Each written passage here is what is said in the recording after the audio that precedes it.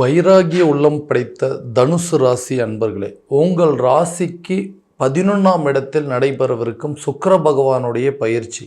இந்த நிகழ்வானது செப்டம்பர் மாதம் 18ஆம் தேதி முதல் சுமார் 28 நாட்களுக்கு நடைபெறவிருக்கு. இந்த நிகழ்வு தனுசு ராசி அன்பர்கள் துலாம் ராசியில் நடைபெறவிருக்குங்க.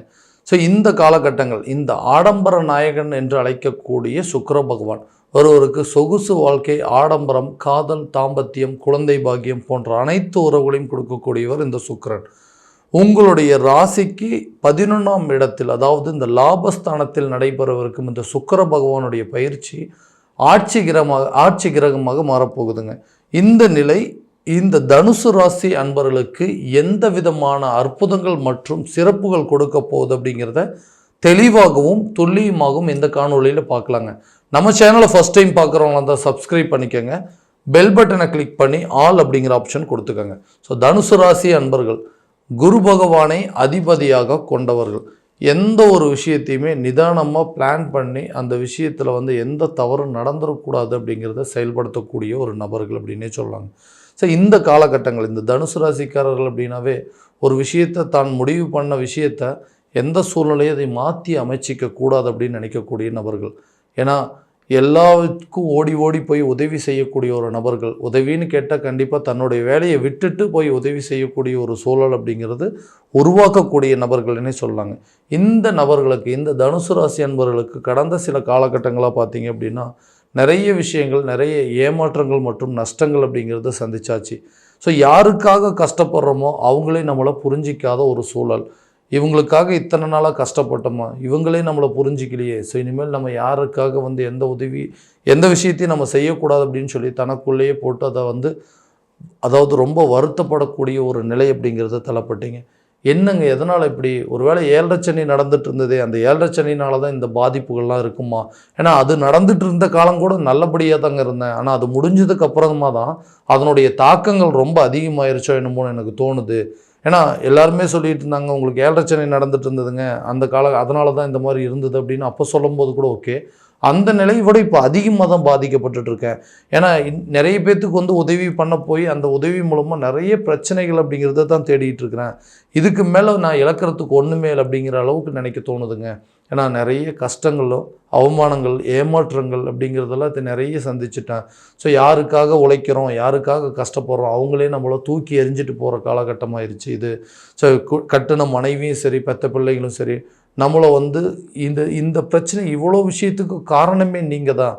நீங்கள் மட்டும் இந்த தவறை செய்யாமல் இருந்திருந்தீங்கன்னா இன்றைக்கி இந்த மாதிரி ஒரு நிலை ஏற்பட்டிருக்காது. உங்களால் தான் இன்றைக்கி நாங்கள்லாம் இந்த மாதிரி கஷ்டப்பட்டுருக்கோம். உங்களால் தான் நாங்கள் தேவையில்லாத மற்றவங்கக்கிட்ட கெட்ட பேர் வாங்கிட்டுருக்கோம். அவங்க எங்களை திட்டக்கூடிய அளவுக்கு சில சூழ்நிலைகள் அப்படிங்கிறது உருவாயிருச்சு அப்படின்னு சொல்லக்கூடிய ஒரு நிலை. அதே போல் குடும்பத்தில் கணவன் மனைவிக்கிடையே தேவையற்ற கருத்து வேறுபாடுகள் அப்படிங்கிறது. வாழ்க்கையை வாழவே பிடிக்கலைங்க, என்ன பண்ணுறது? மனைவிக்காகவும் குழந்தைங்களுக்காகவும் இந்த வாழ்க்கையை வாழ வேண்டியது இருக்குது. ஸோ இந்த மாதிரி ஒரு சூழ்நிலை, இந்த நிலையில் எப்போ தான் மாறும்? அதாவது ஒரு காலகட்டங்களில் பார்த்திங்கன்னா எல்லா விஷயத்தையும் தைரியத்தோடு இறங்கி துணிச்சலாக ஒரு சில வேலையை செஞ்சு முடிச்சுட்டு இருந்தான். ஆனால் இப்போ இருக்கக்கூடிய சூழ்நிலை மாதிரி என்னால் தைரியமாக இறங்கி வேலை செய்ய முடியல, தைரியமாக ஒரு சில விஷயத்தை செய்ய முடியல. ஏன்னு கேட்டிங்கன்னா திரும்பவும் அடி விழுந்தது அப்படின்னா பழைய நிலைக்கே போயிடுவான். ஆனால் அதுலேருந்து மீண்டு எந்திரிக்கிறதுக்கு ரொம்ப காலகட்டங்கள் ஆயிருங்க. பணம் இல்லை அப்படின்னா கண்டிப்பாக யாருமே நம்மளை மதிக்க மாட்டாங்க. நம்மக்கிட்ட பணம் இருந்தால் மட்டும்தான் எல்லோரும் நம்மளை மதிப்பாங்க அப்படிங்கிறதே எனக்கு ரொம்ப லேட்டாக தான் புரிஞ்சுது. ஏன்னா எல்லா விஷயத்துக்கும் முன்னே நின்று சில வேலைகள்லாம் செஞ்சுட்டு இருந்தேங்க. எந்த விஷயத்துக்காக இருந்தாலும் முன்னாடி போய் நின்று செய்வேன். இப்போது இந்த பிரச்சனைகள்லாம் வந்ததுக்கப்புறம், இந்த பண பிரச்சனைகள், அந்த கௌரவ பிரச்சனை எல்லாமே வந்ததுக்கப்புறம் பார்த்திங்கன்னா எல்லாத்துலேருந்து நானே ஒதுங்க ஆரம்பிச்சிட்டேன்.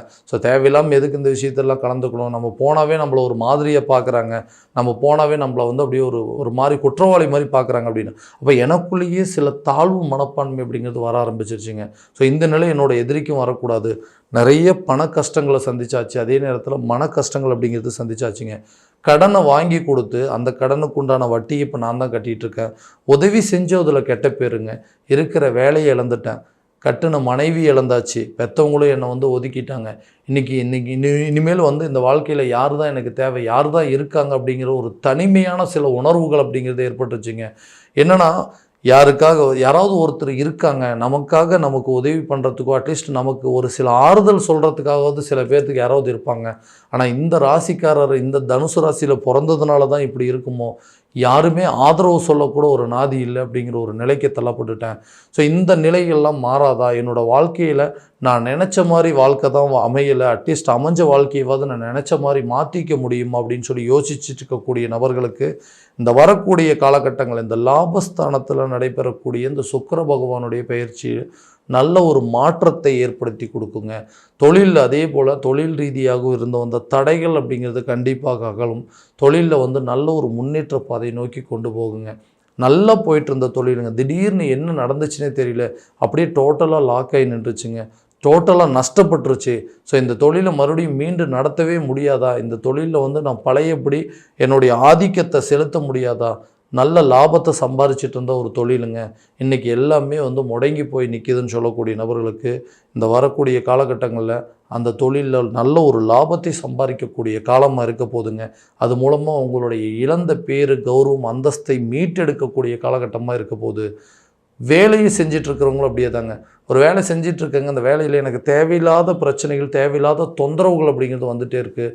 நான் பாட்டுக்கு என்னோடய வேலையை செஞ்சிட்ருக்கேன், எல்லா வேலையும் என்கிட்ட கொடுக்குறாங்க, நான் அதையும் செஞ்சுட்டு தாங்க இருக்கிறேன். ஆனால் அந்த வேலையை மீறி ஒரு சில விஷயங்கள் என்னை செய் அப்படின்னு சொல்கிறாங்க, என்னை ட்ரபுள் பண்ணுறாங்க. இதை நீ செஞ்சு தான் ஆகணும், உன்னுடைய சட்டத்திட்டங்களுக்கு அப்பாற்பட்ட சில விஷயங்கள்லாம் செய்ய சொல்கிறாங்க. அந்த விஷயத்தை செஞ்சால் கண்டிப்பாக தெரியாது ஒரு இல்லீகல் ஆக்டிவிட்டீஸ்னு. அந்த மாதிரி ஒரு சூழலெல்லாம் செய்யவே கூடாது, அதெல்லாம் பண்ணவே கூடாதுங்க. ஆனால் என்ன பண்ண சொல்கிறாங்க, இதனால் இந்த வேலையை விட்டுட்டு நான் வேறு ஒரு வேலைக்கு போயிடலாம் அப்படின்லாம் நிறைய டைம் முயற்சி பண்ணிகிட்டு இருந்தேங்க. ஆனால் அதுவும் கரெக்டான விதத்தில் அமையலை. புதுசாக ஒரு ஜாப் தேடிட்டு இருக்கிறான், அந்த மாதிரி ஒரு வாய்ப்புகள் கிடைக்காதா? நிறைய திறமை இருக்குது, நிறைய தன்னம்பிக்கையான சில தைரியங்கள் அப்படிங்கிறதெல்லாம் இருக்குது. ஆனால் எனக்கு வேண்டிய ஒரு ஆப்பர்ச்சுனிட்டி அப்படிங்கிறது கிடைக்க மாட்டேங்குதுங்க.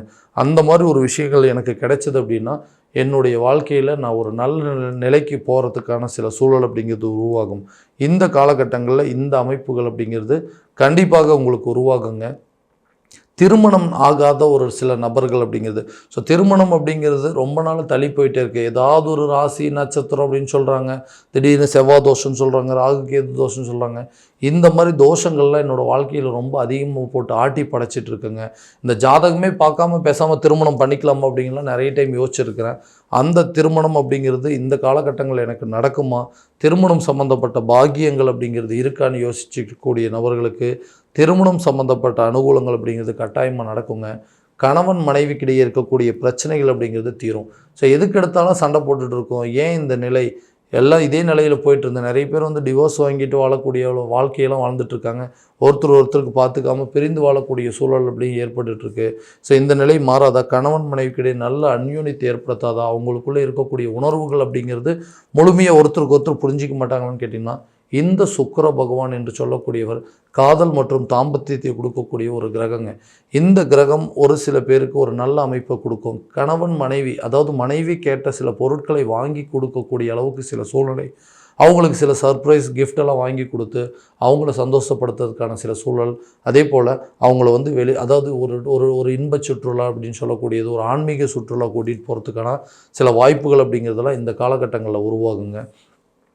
அடுத்து ரொம்ப நாளாக இந்த குழந்தை பாக்கியம் இல்லாத தம்பதியினருக்கு குழந்தை பாக்கியம் ஏற்பதற்கான சூழல் அப்படிங்கிறது கண்டிப்பாக ஏற்படுங்க.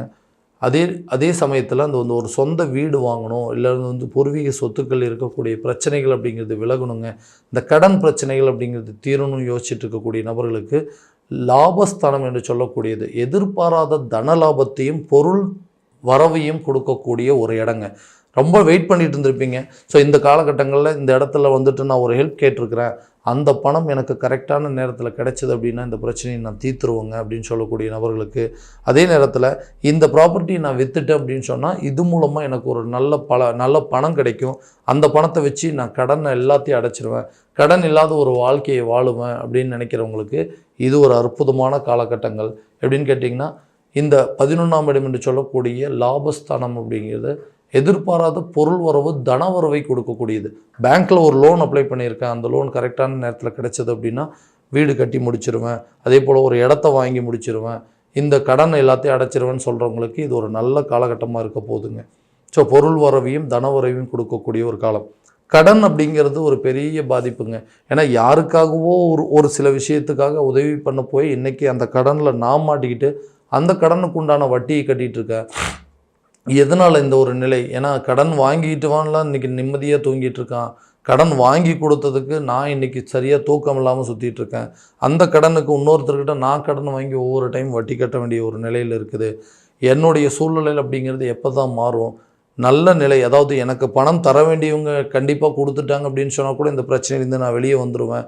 நான் நினச்ச ஒரு பொருளை வாங்க முடியலைங்க. வண்டி வாகனம் வாங்கணும் ரொம்ப நாளாக முயற்சி பண்ணிகிட்ருக்கேன். அதுவும் என்னால் பண்ண முடியல. எப்போ தான் இந்த பணம் கைக்கு வந்து சேரும் அப்படின்னு நினைக்கிறவங்களுக்கு இது ஒரு நல்ல காலகட்டங்கள். தன வரவுகளும் பொருள் வரவுகளும் உங்களை தேடி வரக்கூடிய காலம். உடல் ரீதியாக சில பாதிப்புகள் அப்படிங்கிறது வருங்க. உடல் ஆரோக்கியத்தில் கொஞ்சம் கவனம் செலுத்தணும். குழந்தைகளுடைய கல்வியில் நல்ல ஒரு மேன்மை அப்படிங்கிறது, சில அலைச்சல்கள் அப்படிங்கிறது கண்டிப்பாக கொடுக்குங்க. நீண்ட தூர பயணங்கள் மூலமாக சில அனுகூலங்கள் அப்படிங்கிறது கிடைக்கும். வெளிநாடு சம்மந்தப்பட்ட சில யோகங்கள், வெளிநாடு சம்மந்தப்பட்ட தொழில் மற்றும் வேலை ரீதியாக சில பயணங்கள் அப்படிங்கிறது மேற்கொள்வதற்கான வாய்ப்புகள் இந்த சுக்கிர பகவானுடைய பயிற்சி காலகட்டங்களில் கட்டாயமாக உங்களுக்கு நடக்குங்க. இது வரைக்கும் நீங்கள் பார்த்ததெல்லாம் பார்த்தீங்கன்னா கோச்சார பலன்கள் மட்டும்தான். இந்த பலன்கள் அனைத்தும் உங்களுக்கு நடக்குமா அப்படின்னா உங்களுடைய ஜனனகால ஜாதகத்தை முழுமையான விதத்தில் தெரிஞ்சுக்கிட்டு அதற்குண்டானபடி ஒவ்வொரு முயற்சிகள் எடுத்தீங்க அப்படின்னா கட்டாயமாக தொழில் ரீதியாகவும் அதே போல் ஒரு வேலையிலேருந்து இன்னொரு வேலைக்கு மாற்றம் செய்யணும்னு நினச்சாவோ அல்லது திருமணம் சார்ந்த சில முயற்சிகள், அதே போல் குழந்தை பாக்கியம் இருக்குதா, வீடு கட்டக்கூடிய யோகம் இருக்குதா, கல்வியில் நல்ல மேன்மை இருக்குது அப்படிங்கிறதுலாம் கரெக்டான விதத்தில் தெரிஞ்சுக்கிட்டு அதற்குண்டானபடி ஒவ்வொரு ஸ்டெப் எடுத்தீங்க அப்படின்னா நல்ல விதமான பலன்கள் அப்படிங்கிறது உங்களுக்கு கிடைக்குங்க. ஸோ உங்களுடைய ஜாதகம் எங்கிட்ட பார்க்கணும் அப்படின்னு ஆசைப்பட்டீங்கன்னா கீழே இருக்க நம்பருக்கு காண்டாக்ட் பண்ணுங்க, அப்பாயின்மெண்ட் ஃபிக்ஸ் பண்ணிக்கோங்க. அப்படி இல்லையா உங்களுடைய ஜாதகத்தை வாட்ஸ்அப் மூலமாக அமுச்சு வச்சிங்க அப்படின்னா தெளிவான முறையில் கணிச்சு துல்லியமான பலன்கள் அப்படிங்கிறது உங்களுக்கு தெரியப்படுத்தப்படுங்க. ஸோ மீண்டும் அடுத்த காணொலியில் உங்களை சந்திக்கும் வரை உங்களிடமிருந்து விடைபெறுவது உங்கள் ராம்குமார் ராஜேந்திரன். நன்றி.